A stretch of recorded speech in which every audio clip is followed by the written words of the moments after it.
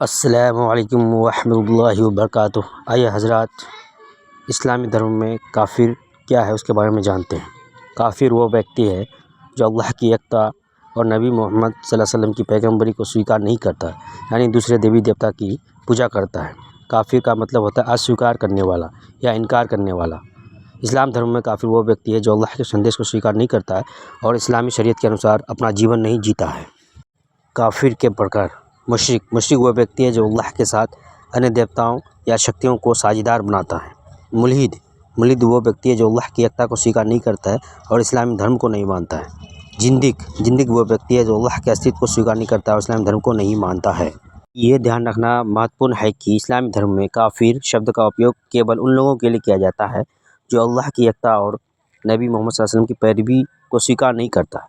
यह शब्द उन लोगों के लिए नहीं उपयोग किया जाता है जो अन्य धर्म को मानते हैं या जिनके पास अलग अलग विश्वास होते हैं।